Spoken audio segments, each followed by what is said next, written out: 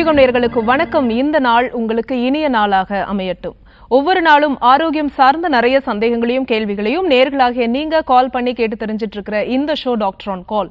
நேர்களே, இன்னைக்கு doctor on கால்ல உங்களுடைய ஆரோக்கியம் சார்ந்த அனைத்து விதமான கேள்விகளுக்கும், குறிப்பாக சர்க்கரை நோய் பற்றி உங்களுடைய கேள்விகளை இன்றைய டாக்டர் ஆன் கால்ல நீங்க கால் பண்ணி கேட்கலாம். உங்களுடைய கேள்விகளுக்கு பதிலளிப்பதற்காக சித்தாலயா ஹாஸ்பிட்டல் இருந்து டாக்டர் ஜெயபிரகாஷ் நம்ம கூட இணைஞ்சிருக்காரு. வாங்க டாக்டர், வெல்கம் பண்ணிடலாம்.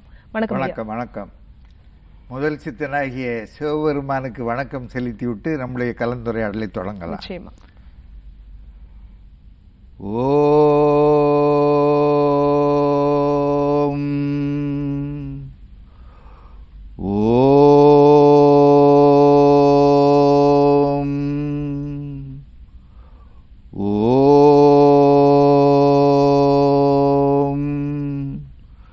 ஓம் நம சிவாய. ஓம் ஓம் நம சிவாய. ஓம் நம சிவாய. ஓம் ஓம் நம சிவாய. அரியதோர் நம சிவாயம் ஆதி அந்தமானதும் 6,200 தேவர் அன்றுரைத்த மந்திரம். சுரியதோர் எழுத்தை உன்னி சொல்லுவேன் சிவவாக்கியம். தோட தோட பாவமாயை தூர தூர ஓடவே. கரியதோர் முகத்தை உற்ற கற்பகத்தை கைதொழ. கலைகள் நூற்கள் ஞானமும் கருத்தில் வந்து உதிக்கவே.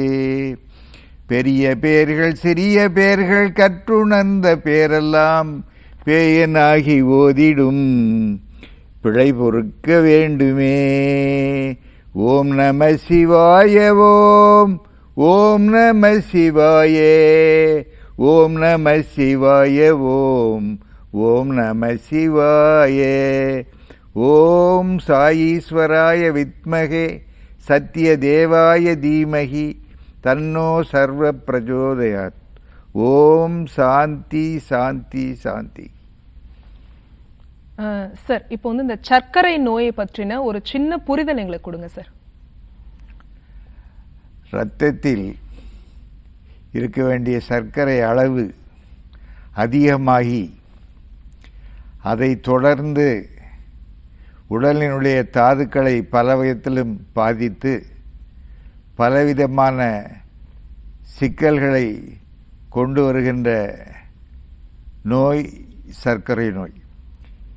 இன்றைக்கு உலகத்தில் டயபெட்டிஸ் கேபிட்டல் என்று அழைக்கக்கூடிய அளவுக்கு ஆசியா கண்டம் பாதிக்கப்பட்டிருக்கின்றது. ஆசியா கண்டத்தில் சைனாவில் வாழுகின்ற மக்கள் 142 கோடி, நம்முடைய மக்கள் 142 கோடி.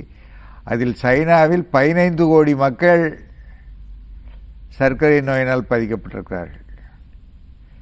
நம்முடைய இந்தியாவில் 7,70,00,000 மக்கள் சர்க்கரை நோயினால் பாதிக்கப்பட்டிருக்கிறார்கள். 2,50,00,000 மக்கள் சர்க்கரை நோயாளிகள் ஆகுவதற்காக ப்ரீ டயபெட்டிக் ஸ்டேஜில் இருந்து கொண்டிருக்கிறார்கள். சர்க்கரை நோயினுடைய குறிகுலன்கள் அப்படின்னா என்ன மாதிரியான சிம்டம்ஸ் நமக்கு தெரியும்? அதாவது அதிகமான நீர்வேட்கை, அதிகமான பசி,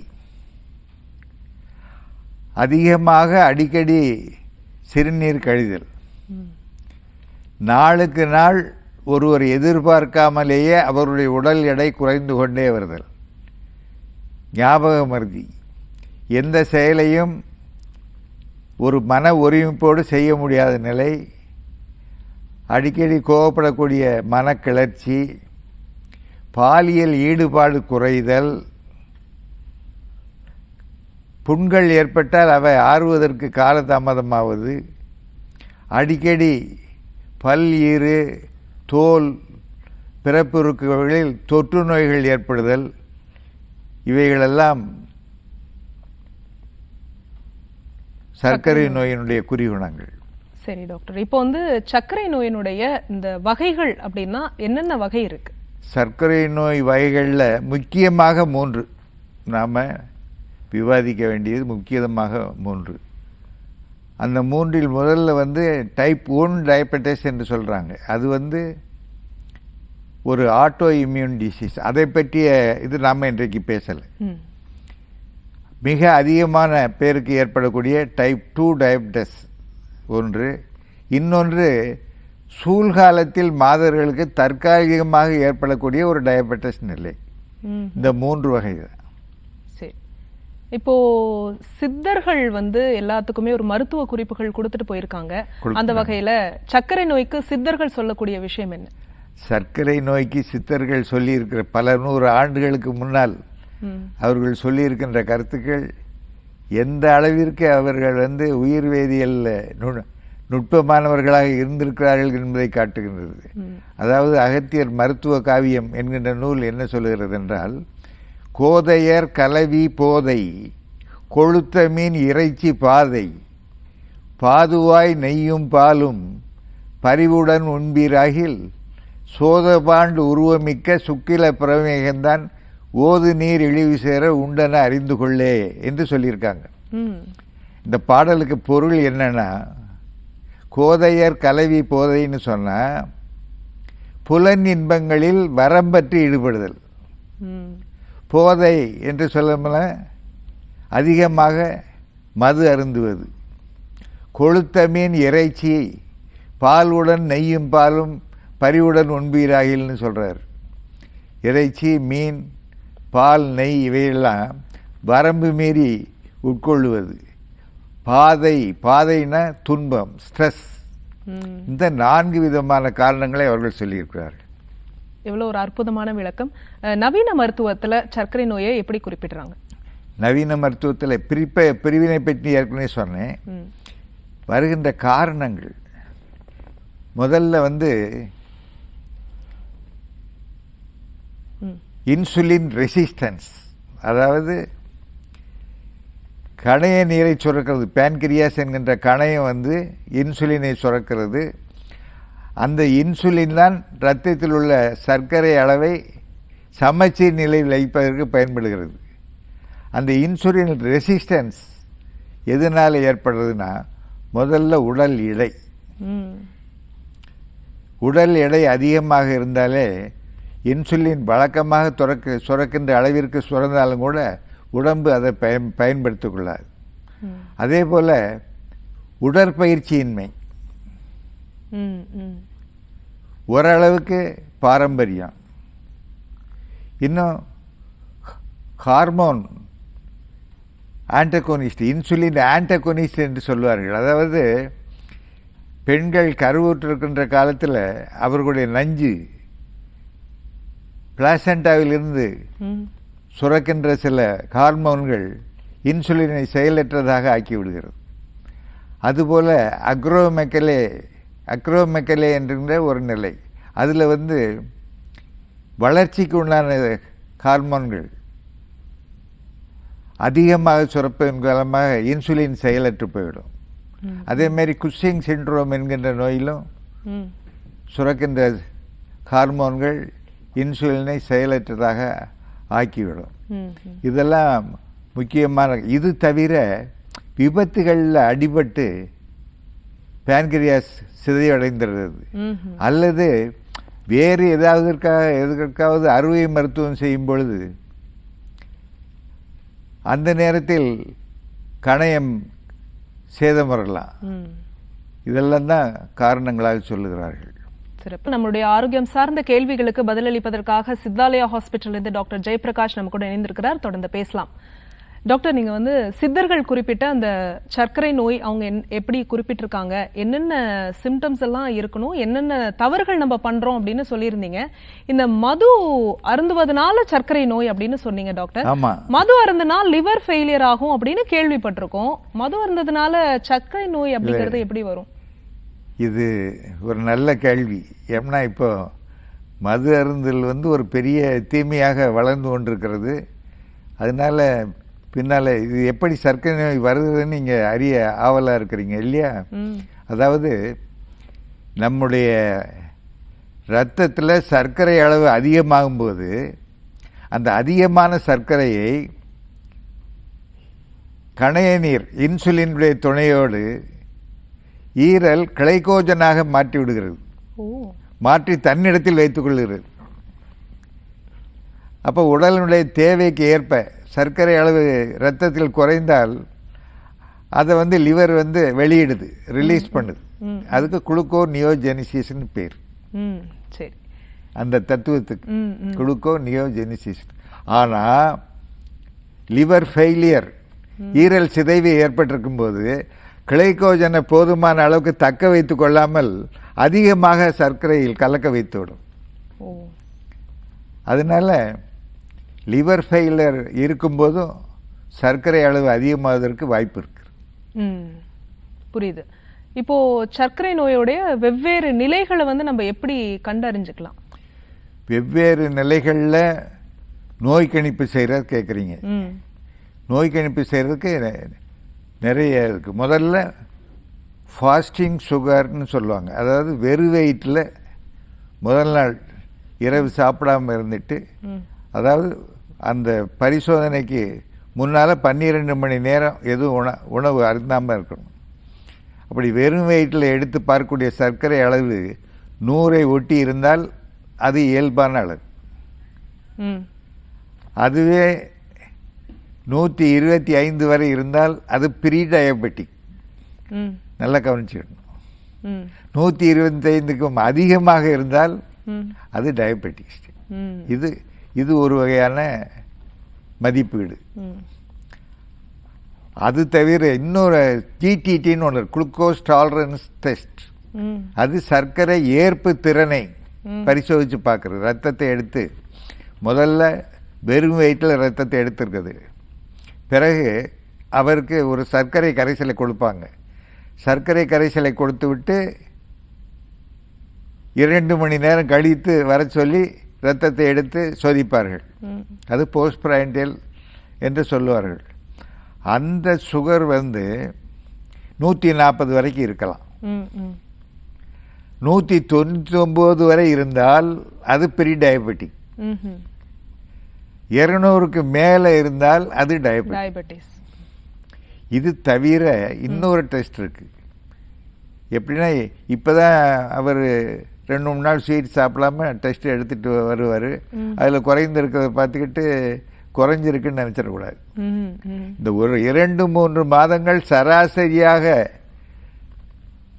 இரத்த சர்க்கரை அளவு எவ்வாறு இருந்திருக்கும் டெஸ்ட் பண்ணுவதற்கு ஒரு மெத்தட் இருக்கு. A1Cன்னு பேர். HbA1c, glycated haemoglobin. அதாவது குளுக்கோஸ் எந்த அளவிற்கு ஹீமோகுளோபின் இணைந்திருக்கிறது என்பதை பார்த்து செய்யப்படுகின்ற சோதனை. அந்த சோதனையில் 5.7 இருந்தால், 7 விழுக்காடு இருந்தால் அது இயல்பு. 6.4 வரை இருந்தால் அது ப்ரீ டயபெட்டிக். 6.4க்கு அதிகமாக இருந்தால் அது டயபெட்டிக். புரியுது. இந்த மாதிரி பல கட்டங்களில் நோய் கணிப்பு செய்யறதுக்கு வாய்ப்பு இருக்கு. நம்முடைய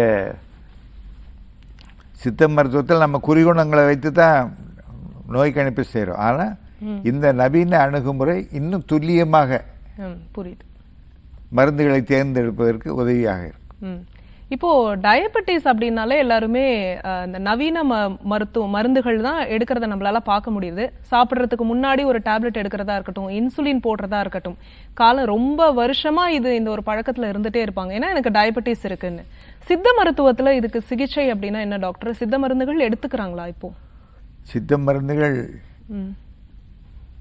எனக்கு வரக்கூடிய நோயாளிகளில் 3இல் 1 பகுதி சர்க்கரை நோயாளிகளாக இருக்கிறாங்க. இப்போ நம்முடைய கலந்துரையாடல் வந்து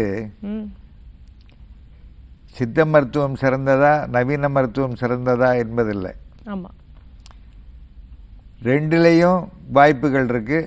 பயன்படுத்திக் கொள்ளக்கூடியது அவர்களுடைய நம்பிக்கை, மனப்போக்கை பொறுத்தது. அதனால் வருகிறாங்க. இப்போ வருகிறதுல நாம் வந்து முழுமையான சர்க்கரை நோயாளிகளுக்கு இங்கே மருந்துகளை சொல்ல போகிறதில்லை.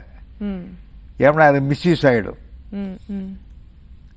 இப்போ ப்ரீ டயபெட்டிக் ஸ்டேஜில் இருக்கிறவங்கள நம்ம டயபெட்டிக் ஆக விடாமல் காப்பாற்றுறது தான் ஒரு சிறந்த நிலை. அந்த மாதிரிப்பட்டவர்களுக்கு தான் நம்ம இப்போ சொல்ல போகிறோம். சரி. அந்த மாதிரி இதில் மூலிகை மருந்துகளில் ஆவாரை குடிநீர் நல்ல பயன்படுகிறது. இதை விட என்னென்னா எல்லாருக்கும் தெரிந்த ஒரு மூலிகை கீழாநெல்லி.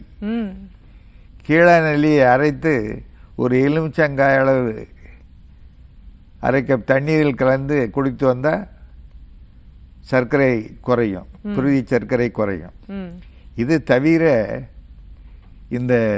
இதற்கு முன்னால் ஒரு டெங்கு ஃபீவர் வந்ததும் நிலவேம்பு குடிநீரை ரொம்ப பரவலாக பயன்படுத்தினோம். அப்போ கிடைத்த ஒரு போனஸ் ஃபைண்டிங் என்னன்னா நிலவேம்பு குடிநீர் சர்க்கரையை, குருதி சர்க்கரையை குறைக்கிறது. இது தவிர சீந்தில் ஒரு அற்புதமான மருந்து. ஏன்னா இந்த சர்க்கரை நோயில் டீஜெனரேட்டிவ் சேஞ்சஸ் ரொம்ப காமன். அப்படியா? எல்லா தாதுக்களும் படிப்படியாக நோயாளி அறியாத வகையிலே சீர்குலைந்து கொண்டே போகும். அப்படி சீர்குலைந்து போகாமல் காக்கக்கூடிய வல்லமை சீந்திலுக்கு இருக்கிறது. சீந்தில் சூரணம், சீந்தில் குடிநீர் இவைகளெல்லாம் அந்த ப்ரீ டயபெட்டிக் ஸ்டேஜில் ஒரு நல்ல மருந்தாக பயன்படும். மேகமெனும் மா தபத்தால் வெந்த உயிர்ப்பயிரை தாகம் அடங்க தனித்தலால் ஆகம் அமரர் என இருக்க ஆதரித்தலாலே அமுதவல்லி சஞ்சீவியாம்னு சொல்றார். இந்த தாகத்தை குறைத்து சர்க்கரையை அளவையும் குறைத்து தாதுக்களை காப்பாற்றுவதனால் சீந்திலுக்கு சஞ்சீவி என்றும் அமுதவல்லி என்றும் பெயர் கொடுத்திருக்காங்க. இவைகளெல்லாம் இந்த ப்ரீ டயபெட்டிக் ஸ்டேஜில் இருந்து டயபெட்டிக் ஸ்டேஜுக்குள்ள போகாம காக்கக்கூடியது. அது மட்டும் இல்லை, உடல் எடை அதிகரிக்காமல் பார்த்துக்கொள்ளணும். ஆமாம், உடல் எடை அதிகரிக்க இன்சுலினை வாங்கி கொண்டு உடல் எதிர் விளைவை ஏற்படுத்துகின்ற தன்மை குறைந்து போயிடும். இன்சுலின் ரெசிஸ்டன்ஸ் அதிகமாயிடும். அதே மாதிரி சாப்பிட்டு விட்டு பேசாமல் உழைப்பு எதுவும் இல்லாமல் உடற்பயிற்சி இல்லாமல் இருந்தாலும் இன்சுலின் செயலற்றதாகிவிடும். இன்சுலின் ரெசிஸ்டன்ஸ் ஏற்பட்டுவிடும். அதனால நல்ல உடல் திறன் காட்டணும். இப்போ யோகா பயிற்சிகள் இருக்கு, அந்த யோகா பயிற்சிகள் செய்யலாம். ஜிம் இருக்குது, உடற்பயிற்சி நிலையங்களுக்கு சென்று உடற்பயிற்சி செய்யலாம். உடல் எடை அதிகரிக்காமல் பார்த்து கொள்ள வேண்டும். பொதுவாக என்னன்னா இந்த நொறுக்கு பண்டங்கள் பாருங்க, ஒரு 10 மணிக்கெல்லாம் பார்த்தீங்கன்னா அப்போ கூட சாலை ஓரங்களில் நின்று போண்டா, வடை, பச்சி, சமோசா என்று சாப்பிட்டு கொண்டிருக்காங்க. இந்த இன்டர்மீல்ஸ் என்பது ஆபத்தானது. ஒரு உணவுக்கும் இன்னொரு உணவுக்கும் இடையில உணவு உண்ணக்கூடாது. அதை ஒரு பழக்கமாகவே நம்ம பிள்ளைகளுக்கு ஏற்படுத்தணும். இதில் ஏற்படுத்தல் என்னன்னா ஒரு செல்வ கம்பீரத்தை காட்டுறதுக்காகவே பெரிய ஹோட்டல்களுக்கு பிள்ளைகளை அழைச்சிட்டு போய் இந்த பதப்படுத்தப்பட்ட உணவுகளை நிறைய அறிமுகப்படுத்தி விட்டுட்டா அடுத்த இடம் அவங்க அதுதான் கேட்பாங்க. இப்போ இந்த பதப்படுத்தப்பட்ட உணவுகள் பலவிதமான நோய்களை ஏற்படுத்துகின்றன. பதப்படுத்தப்பட்ட உணவுகள் மூலமாக நிறைய நோய்கள் வருகின்றது. அதில் டயபெட்டிஸை காம்ப்ளிகேட் பண்ணிடும். அதனால நொறுக்கு பண்டங்கள் சாப்பிட்றதை நிறுத்தணும். இந்த இடையில சாப்பிடக்கூடாதுன்னு சொன்னீங்கல்ல, முதல் உணவுக்கும் இப்போ காலையில நம்ம டிஃபன் எடுக்கிறோம், மதியம் நம்ம சாப்பாடு எடுக்கிறோம்னா இது இடைப்பட்ட நேரம் அப்படிங்கிறது எவ்வளவு நேரம் இருக்கு? 2.5 மணி நேரம். 2.5 மணி நேரம் மினிமம் இருக்கணும். அந்த 2.5 மணி நேரத்துல வேற எதுவும் சாப்பிடக்கூடாது. ஏன்னா இழிவறிந்து உண்பான்கண் இன்பம் போல் நிற்கும் கழிவேர் இறையான்கண் நோய் என்று வள்ளுவர் சொல்கிறார். யார் குறைத்து சாப்பிடுகின்றார்களோ அவர்களிடம் இன்பம் குடிகொண்டிருக்கும். யார் அளவுக்கு அதிகமாக சாப்பிட்றா அவர்கள்ட்ட நோய் குடிகொண்டிருக்கும் என்று சொல்லுகிறார். அதற்கு முதல் அடையாளம் இந்த சர்க்கரை நோய் தான். இப்போ இந்த சீந்தில் சொன்னீங்க, ஆவாரம் சீந்தில், ஆவாரை எப்படி எடுக்கணும் டாக்டர்? கீழாநெல்லி, அதெல்லாம் இப்போ கீழாநெல்லி நம்ம சுற்றி எவ்வளவு கிடக்குது, அப்படியே அரைச்சு குடிக்க வேண்டியதுதான். ஆமா, கழுவிட்டு சுத்தப்படுத்திட்டு அரைத்து ஒரு எலுமிச்சங்காய் அளவு. எவ்வளவு நாட்கள் அதை எடுக்கணும்? அது பார்த்துக்கணும். 1 மாதத்துக்கு ஒருக்க சர்க்கரை அளவு பார்த்துக்கணும். அது அப்பப்போ நம்ம எடுத்துட்டே வரும்போது அதான் நான் சொன்னேன். அதாவது மருந்தை மட்டும் நம்பிக்கொண்டு இருக்கக்கூடாது. இது ஒரு சப்போர்ட்டிவ், அவ்வளவுதான். வாழ்க்கை முறை, லைஃப் ஸ்டைலை மாற்றணும். உடற்பயிற்சி மேற்கொள்ளணும். கண்ட உணவுகளை சாப்பிடுறது. என்ன கட்டுப்பாடாக இருக்கணும்னு இருப்பாங்க. ஒரு திருமண வீட்டுக்கு போவாங்க, அவங்க செல்வ கம்பீரத்தை காட்டுறதுக்காக 3 இனிப்பு பண்டங்கள், ஐஸ்கிரீம், பாயாசம் எல்லாம் வச்சா இன்னைக்கு ஒரு நாள் தானே சாப்பிட்ருவாங்க. அன்னைக்கு அது பூஸ்ட் ஆயிரும், சர்க்கரை பூஸ்ட் ஆயிரும். அதனால விழா காலங்கள் தான் ரொம்ப கவனமாக இருக்கணும். நம்மளுடைய ஆரோக்கியம் சார்ந்த கேள்விகளுக்கு பதிலளிப்பதற்காக சித்தாலயா ஹாஸ்பிட்டல் இருந்து டாக்டர் ஜெயபிரகாஷ் நம்ம கூட இணைந்திருக்கிறார். தொடர்ந்து பேசலாம். டாக்டர், நம்ம சர்க்கரை நோய் பத்தி பேசிட்டு இருக்கோம். சர்க்கரை நோய் ஒருவருடைய உடல்ல இருக்கு அப்படின்னா என்ன மாதிரியான சிக்கல்கள், காம்ப்ளிகேஷன்ஸ் அவருக்கு இருக்கும்? காம்ப்ளிகேஷன்ஸ் சர்க்கரை நோயினால முதல்ல தீவிரமாக பாதிக்கப்படுவது இரத்த குழல்கள் தான். இப்போ இரத்த குழல்கள் பாதிக்கப்படும் பொழுது இதயத்தில் உண்டான குழல்கள்லையும் கொழுப்புகள் படியக்கூடும். அப்படி படியும் பொழுது மாரடைப்பு ஏற்படக்கூடிய நிலை இருக்கிறது. சாதாரணமாக உள்ளவர்களுக்கு மாரடைப்பு ஏற்படுவதை விட சர்க்கரை நோய் உள்ளவர்களுக்கு 2 மடங்கு அதிகமாக மாரடைப்பு ஏற்படக்கூடிய வாய்ப்பு இருக்கிறது. ஆகவே சர்க்கரையை எப்பவுமே கட்டுப்பாட்டுக்குள்ளே வச்சுக்கணும். சர்க்கரை நோய் இருக்கிறவர்களுக்கு அதை தொடர்ந்து கொலஸ்ட்ரால் அதிகமாகும். கொலஸ்ட்ரால் அதிகமாகும்போது இரத்த கொதிப்பு அதிகமாகும். இவை எல்லாம் சேருகின்ற பொழுது மாரடைப்பு. அதனால் இப்போ நீங்கள் இப்போ 30-40 வயதுக்குள்ளேயே மாரடைப்பினால் இறக்கிறவர்கள் அதிகமாக இளைஞர்களுக்கே ஏற்படுகிறது. அது காரணம் என்னென்னா உணவு, எராட்டிக் ஃபுட்டு. 3 காரணங்கள் தான் இப்போ சாவு காரணம். எராட்டிக் ஃபுட், இன்அடிக்குவேட் எக்ஸசைஸ், 3வது ஸ்ட்ரெஸ். ஏற்கனவே சித்தர்கள் ஸ்ட்ரெஸ்னால சர்க்கரை நோய் வரும்னு சொல்லியிருக்கிறாங்க. வள்ளுவர் தன்னுடைய மருந்து என்கின்ற அதிகாரத்தில் 10 குறட்பாக்களில் 6 குறட்பாக்களை உணவுக்காகத்தான் ஒதுக்கியிருக்கிறார். மாறுபாடில்லா உண்டி மருத்துண்ணில் ஊறுபாடில்லை உயிர்க்குன்னு சொல்லியிருக்கிறார்.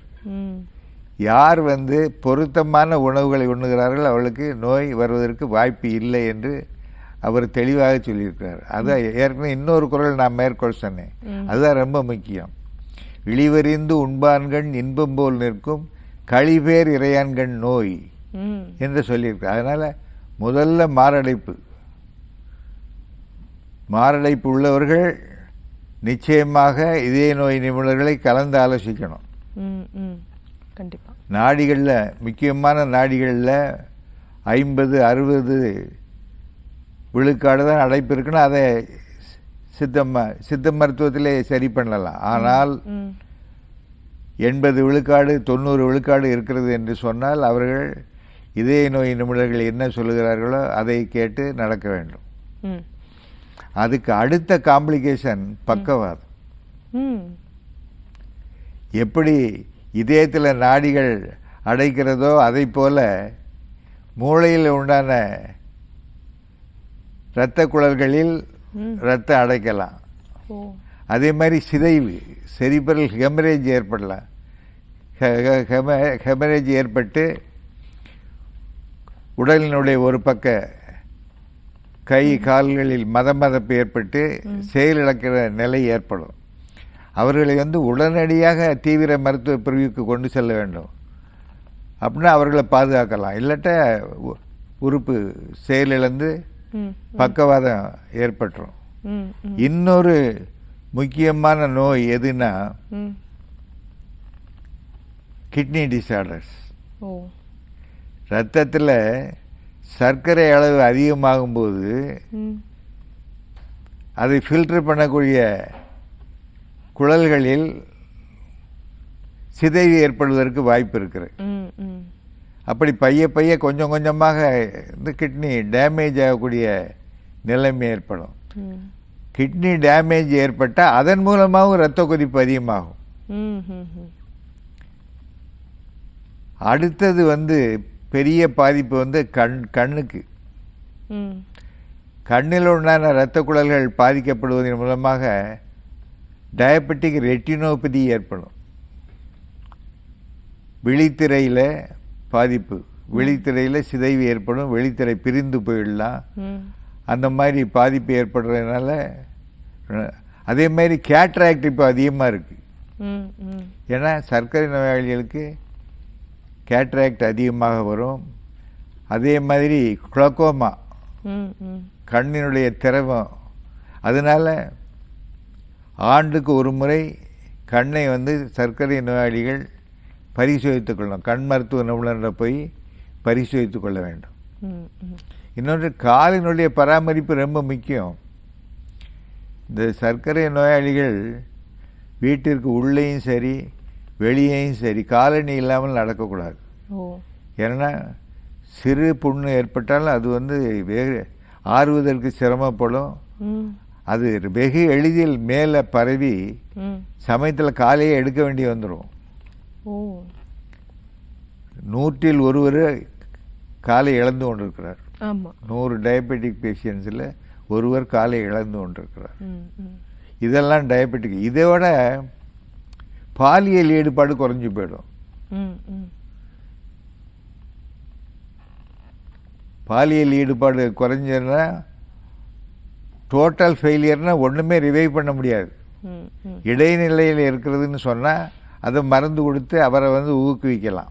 இல்லைன்னா ஒன்றுமே செய்ய முடியாது. அது ஒரு பெரிய காம்ப்ளிகேஷன். இந்த சர்க்கரை நோயில் ஒரு பெரிய சிக்கல். இப்போ சர்க்கரை நோய் ஒருவருக்கு இந்த 30கள்லயோ 40கள்லயோ வந்துருச்சு அப்படின்னா ஒரு 20 வருஷம் 30 வருஷம் அவங்க காலம் முழுக்க மருந்துகள் எடுக்கிறாங்களே, என்ன காரணம்? இல்லை, எப்பவுமே டயபெட்டிஸ் வந்துருச்சுன்னு சொன்னால் காலம் முழுதும் கவனமாக தான் இருக்கணும். சரி.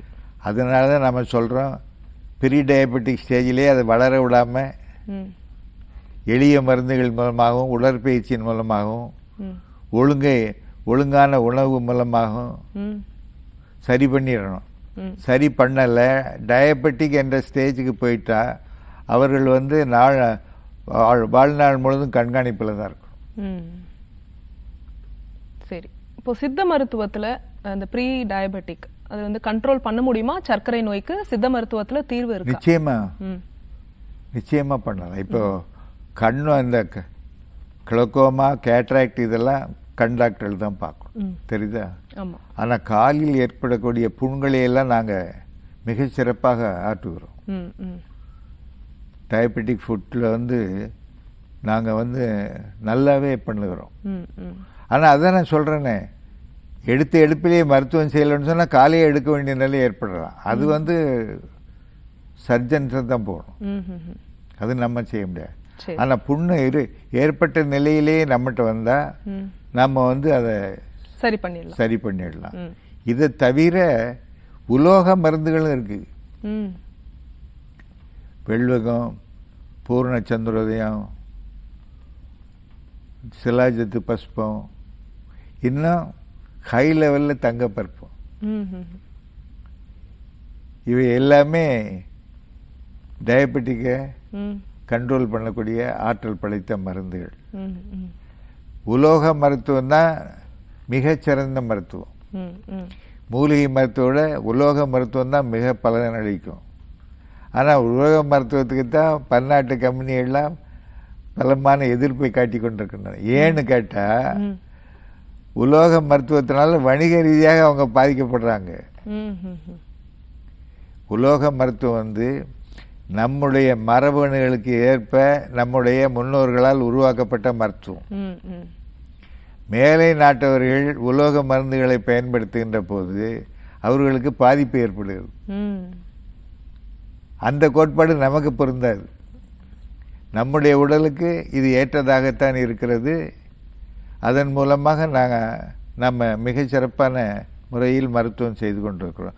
இதில் நாம் இன்றைக்கு கலந்துரையாடல் என்னென்னா, சித்தாவுக்கு வாங்க நான் குணப்படுத்துகிறோம்னு சொல்கிறதில்ல. மக்களுக்கு நீரிழிவு நோய், சர்க்கரை நோயை பற்றி ஒரு விழிப்புணர்வு ஏற்படும். கண்டிப்பாக அது எந்த மருத்துவத்தை ஏற்படுத்தி சார்ந்து குணப்படுத்திக்கிறதுங்கிறது அவங்களுடைய சாய்ஸ். இப்போ இந்த குழந்தைங்களுக்கு டயபெட்டிஸ் ரொம்ப ரேர் கண்டிஷன்ல குழந்தைங்களுக்கு சர்க்கரை நோய் வருவதை பார்க்க முடியுது. இந்த கர்ப்பிணி தாய்மார்கள் அந்த நேரத்துல வந்து அவங்களுக்கு சர்க்கரை அந்த இன்சுலின் வந்து பீக்கா போறதுக்கான வாய்ப்புகள் இருக்கு. இதை எப்படி நம்ம ஹேண்டில் பண்ணலாம்? சூழ்காலத்தில் ஏற்படக்கூடிய டயபெட்டிஸ்க்கு நம்ம மருத்துவம் செய்யலாம், நிச்சயமா செய்யலாம். ஆனால் இந்த டைப் 1 டயபெட்டிக் வந்து எடுத்துக்கிட முடியாது. ஏன்னா இது வந்து ஒரு ஆட்டோ இம்யூன் டிசீஸ். டைப் 1 டயபெட்டிஸ்ங்கிறது ஒரு ஆட்டோ இம்யூன் டிசீஸ். அதில் பெரும்பாலும் கணைய சுரப்பே, இன்சுலின் சுரப்பே இருக்கிறது கிடையாது. அப்படி இருக்கும்போது டயபெட்டாலஜிஸ்ட்டை கன்சல்ட் பண்ணி இன்சுலின் அவர்கள் அறிவுரைப்படி இன்சுலினை பின்பற்றினா தான் நல்லது. இதில் நாம் இன்னைக்கு சொல்ல வர்றது என்னென்னா, ப்ரீ டயபெட்டிக் ஸ்டேஜில் இந்த மாதிரி நாம் சொல்லுகிற வழிகாட்டுதல்கள்லாம் எளிதாக எல்லாரும் பின்பற்றி அதுக்கு சீர்பட்டுக்கலாம். டயபெட்டிஸ் வந்துச்சுன்னு சொன்னால் நிச்சயம் அவர்கள் மருத்துவர்களை அணுகியாகணும். கண்டிப்பாக அவர்களாக ஒரு கை மருந்தை வச்சு பார்த்துக்கிட்டு அதன் மூலமாக சிக்கல்களை. நம்மளுடைய ஆரோக்கியம் சார்ந்த கேள்விகளுக்கு பதிலளிப்பதற்காக சித்தாலயா ஹாஸ்பிட்டல் இருந்து டாக்டர் ஜெயபிரகாஷ் நம்ம கூட இணைஞ்சிருக்காரு. தொடர்ந்து பேசலாம். அதுக்கு முன்னாடி காலர் லைன்ல இருக்காங்க, யாருன்னு பார்க்கலாம். வணக்கம் டாக்டர் ஆன் கால், உங்க பேர் சொல்லுங்க. கண்ணன். வணக்கம், உங்க பேர் சார்? கண்ணன். ஓகே, எந்த ஊர்ல இருந்து அழைக்கிறீங்க? தேனி மாவட்டம். யாருக்கா கேக்குறீங்க சார்? அந்த ரிலேஷன் 2 பேருக்கு. சரி, ஒரு கேள்வி கேளுங்க. அவருடைய வயது என்ன? 65. உங்க கேள்வியை கேட்கலாம் சார். ஒருத்தருக்கு அப்பாவுக்கு சுகர் இருக்கு, மாமனாருக்கு சுகர் இருக்கு. ஆனா ஒருத்தர் அதிக இனிப்பு சாப்பிட்றாரு, கம்மியா தான் இருக்கு அளவு. ஒருத்தர் இனிப்பே சுகர் சாப்பிட்றது இல்லை, ஆனா அவருக்கு அதிகமா இருக்கு. ஏன் இந்த வேறுபாடு அதிகமா இருக்குன்னு தெரிஞ்சுக்கலாம். 2 பேருக்கு சர்க்கரை நோய் இருக்கு. ஒருத்தர் வந்து சர்க்கரை வந்து கம்மியா தான் எடுக்கிறாரு, ஆனா அவருக்கு வந்து சுகர் அந்த அளவுக்கு ஹையா போகல. ஒருத்தர் சுகர் எடுக்கிறதுல அதிகமா இருக்கு. ஒருத்தர் சுகர் குறைவா எடுக்கிறவருக்கு அதிகமா இருக்கு அளவு. அதாவது இன்சுலின் ரெசிஸ்டன்ஸ் நம்ம முதல்ல சொன்னோம். ஒருவர் வந்து போதுமான அளவு கணைய நீர் இன்சுலின் சுரந்தால் கூட அவர் எடை அதிகமாக இருந்தால் அந்த இன்சுலினை வந்து உடம்பு போதுமான அளவுக்கு பயன்படுத்தி கொள்ளாது. அப்போ அவரும் டயபெட்டிக் ஆகக்கூடிய ஆபத்து உண்டு. அதனால டயபெட்டிக்காக இருக்கிறவங்க சரியான உணவு பழக்கங்களை ஏற்படுத்தி கொண்டு உடல் எடையை குறைப்பதிலையும் கவனமாக இருக்க வேண்டும். Okay, thanks for calling sir. Next caller யாருன்னு பார்க்கலாம். வணக்கம் டாக்டர் ஆன் கால். ஓகே, தொடர்ந்து பேசலாம். டாக்டர், இப்போ இந்த சர்க்கரை நோய்க்கு என்ன மாதிரியான உணவு பழக்கங்கள் நம்ம மேற்கொள்ளணும்?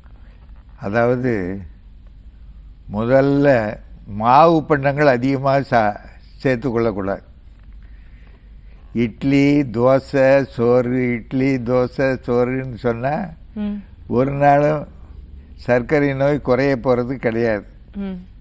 அப்போது உணவு முறையில் நாம் கவனமாக இருக்கணும். இனிப்பு பண்டங்கள் அதிகமாக சாப்பிடக்கூடாது, பால் பொருள்கள் அதிகமாக சாப்பிடக்கூடாது, மாவு பண்டங்கள் அதிகமாக சாப்பிடக்கூடாது, காய்கறிகள் நிறைய சேர்த்து கொள்ளணும். காய்கறிகள் கீரை வகைகள் நிறைய சேர்த்து கொள்ளணும். பொரிக்கின்ற பண்டங்களை குறைத்து கொள்ளணும். கீரை வகைகள் நல்ல பலன் அளிக்கும். பழங்களில் வாழை, மா, பலா, சீத்தா, சப்போட்டா இந்த 5ம் அதிகமான இனிப்பு சுவையுடைய பழங்கள். இந்த பழங்களை சேர்த்து கொள்ளக்கூடாது. நாம் இங்கே சொல்ல வேண்டிய ஒரு கருத்து, எல்லா டயபெட்டிக் பேஷண்ட்ஸும் பொதுவாக எடுத்துக்கொள்ளக்கூடிய ஒரு நல்ல மருந்து எதுன்னா திரிபலா. கடுக்காய், நெல்லிக்காய், தாண்டிக்காய் 3ம் சேர்ந்தது. சாதாரணமாக நம்ம முதல்ல சொன்ன மாதிரி ப்ரீ டயபெட்டிக் ஸ்டேஜில் இருக்கிறவங்க 2 நெல்லிக்காயை கொட்டையை நீக்கி விட்டு மிக்சியில் போட்டு அடித்து அதை இன்னொரு 1/2 டம்ளர் தண்ணியை விட்டு அடித்து குடிச்சிக்கிட்டே வந்தாலே ப்ரீ டயபெட்டிக் ஸ்டேஜிலேயே சர்க்கரை குறைந்து விடும். ஓ. கடுக்காய் வந்து ஒரு சிறந்த காயகல்பம். அது இந்த திரிபலாவில் இருக்கு. கடுக்காயும் தாயும் கருதில் ஒன்று என்றாலும் கடுக்காய் தாய்க்கு அதிகம் காணி. கடுக்காய் நோய் அகற்றி உடல் வளர்க்கும். தாயோ அறுசுவை ஊட்டுவாள் என்று சொல்கிறார். தாயை விட கடுக்காய் சிறந்தது என்று சொல்கிறார். இதில் நான் முதல்ல சொல்ல விரும்புகிறது என்னன்னா, நம்முடைய முன்னோர்கள் பயன்படுத்திய மூலிகைகள் எல்லாமே காயகல்ப மூலிகைகள். ஆன்டி ஆக்சிடென்ட் எஃபெக்ட் இல்லாத எந்த மூலிகையும் அவர்கள் வந்து எடுத்து கையாளவே இல்லை. அதுதான் மூலிகை மருத்துவத்தினுடைய ஒரு சிறப்பான பகுதி. அதனால உணவு வகைகளை செம்மையாக வைத்து கொண்டால் பெரும்பாலான சிக்கல்கள் இருந்து, ஏன்னா எனக்கு தெரியும் 20 ஆண்டுகள் 25 ஆண்டுகள் கூட சிக்கல்களுக்குள்ள மாட்டிக்கொள்ளாமல் இந்த நோயை சமாளித்து கொண்டு இருக்கிறார்கள். அது வந்து லைஃப் ஸ்டைலை சீர்படுத்திக்கிறது தான். இவ்வளவும் காணாதுன்னு இப்போ அர்பனைசேஷன் ஒரு காரணம்னு வந்து சேருது. இப்போ லேட்டஸ்டாக எங்கே வந்து மாசு அதிகமாக இருக்கிறதோ அந்த பகுதியில் அதிகமான சர்க்கரை நோயாளிகள் இருக்கிறார்கள் என்று சொல்லி இப்போ இந்தியாவில் ஜார்க்கண்ட்லேயும் டெல்லி மாநிலத்திலும் அதிகமாக இருக்கிறார்கள் என்று சொல்லுது. அதனால் புறச்சூழ்நிலையை பேணுவதிலே நம்ம கவனமாக இருக்க வேண்டியது இருக்கு. சிறப்பு டாக்டர். நம்ம தொடர்ந்து பேசலாம். ஒரு அழைப்பாளர் இருக்காங்க. வணக்கம் டாக்டர் ஆன் கால். உங்க பேர் சொல்லுங்க. வணக்கம் மேடம். வணக்கம்மா. உங்க பேர் எந்த ஊர்ல இருந்து அழைக்கிறீங்க? சரி, கொஞ்சம் சத்தமா பேசுங்க. யாருக்கா கேக்குறீங்க? எனக்கு தாங்க மேடம். உங்களுடைய வயது சொல்லுங்க. வயசு 53. உங்க கேள்வியை கேட்கலாமா? சார் வணக்கம் சார். வணக்கம். சார் 170 அம்மா, உங்க கேள்வி தெளிவா இல்ல, இன்னொரு முறை கேளுங்க. 170 இருக்கு மேடம். சாப்பிட்டதுக்கு சர்க்கரையினுடைய அளவு 170 இருக்கு டாக்டர், சாப்பிடுறதுக்கு முன்னாடி. சரி, எடுத்துக்கொள்ளலாம். சாப்பாட்டுக்கு முன்னால வெறும் வயிற்றில் 170 இருக்கிறதுங்கிறது ரொம்ப ஒரு ஆபத்தான நிலை. வெறும் வயிற்றில் எடுக்கிற சர்க்கரை அளவு 125க்கு மேலே இருக்கக்கூடாது. ஆகவே உடனடியாக நீங்கள் வந்து மருத்துவரை கலந்து ஆலோசிக்கணும்.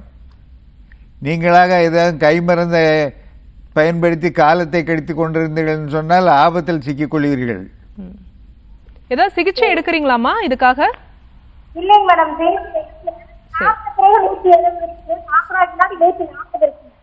சாப்பிட்டதுக்கு அப்புறம் எவ்வளவு இருக்கு? 170. சாப்பிட்டதுக்கு அப்புறம் 170 இருக்கா? மேடம்.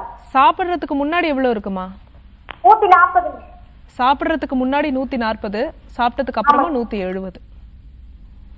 சரிம்மா, இப்போ வந்து நீங்கள் வந்து ஒரு சர்க்கரை நோயாளியாக தான் இருக்கிறீங்க. எவ்வளவு நாளாக இருக்கு? இப்போ 2 மாசம் தான் சார் இருக்கு. 2 மாசமா இருந்தால் இப்போ அதை கட்டுப்படுத்துறது ரொம்ப எளிதுமா. நீங்கள் வந்து நீங்கள் இருங்க, அருகாமை எந்த ஊரில் இருக்கிறீங்க? மேட்டுப்பாளையம். அங்கே சித்த மருத்துவ பிரிவு இருக்குமா, நீங்கள் கலந்து ஆலோசித்த மருந்து பெறுங்க. ஆமாம், இதை வந்து சிக்கலாகாமல் தடுத்துருவாங்க. சரிம்மா, உடனடியாக நீங்கள் மருத்துவரை போய் பாருங்க. Thanks for காலிங்மா. டாக்டர், இப்போ வந்து இளைஞர்கள் வந்து இப்போ யாருக்குமே சுகர் இல்லை, எனக்கு வந்துருமோன்ற ஒரு பயம் இருக்கு. நாங்கள் என்னெல்லாம் ஃபாலோ பண்ணணும்? டேக் ஹோம் மெசேஜ் மாதிரி ஒரு சின்னதாக எங்களுக்கு ஒரு. அதாவது முதல்ல அளவோடு உண்ணுவது. இழிவறிந்து உண்பான்கண்ணு நம்ம மாறி மாறி திருக்குறளை நினைவுபடுத்திக்கிட்டே இருக்கிறோம். அளவோடு சாப்பிடணும். நொறுக்கு பண்ணங்கள் சாப்பிடக்கூடாது. நிறைய காய்கறி உணவு சாப்பிடணும். சாப்பிட்டு உடனே உட்கார்ந்துடக்கூடாது. ஒரு 10 நிமிடம் குறுநடையாக நடக்கணும். ஒரு நாளைக்கு 30 நிமிடமாவது நடக்க வேண்டும் அல்லது உடற்பயிற்சி செய்ய வேண்டும். இதெல்லாம் பின்பற்றினா டயபெட்டிக் வராமல், சர்க்கரை நோய் வராமல் காத்துக்கொள்ளலாம். நிச்சயமா. ஸோ இன்னைக்கு வந்து டாக்டர் ஆன் கால்ல சர்க்கரை நோய் பற்றிய ஒரு நல்ல விழிப்புணர்வு விளக்கங்கள் நிறைய கொடுத்தீங்க டாக்டர். நேயர்கள் கேட்ட கேள்விக்கும் பதில் சொன்னீங்க பொறுமையா. மிக்க நன்றி. நன்றி, வணக்கம். வாழிய செந்தமிழ், வாழ்க தமிழர், வாழிய பாரத மணித்திருநாடு. நேர்களே, இன்னைக்கு டாக்டர் ஆன் கால் உங்களுக்கு ரொம்ப யூஸ்ஃபுல்லா இருந்திருக்கும் நம்புறோம். இதே மாதிரி இன்னொரு ஹெல்தியான எபிசோட்ல உங்களை நாங்க சந்திக்கிறோம். அது வரைக்கும் நன்றி, வணக்கம்.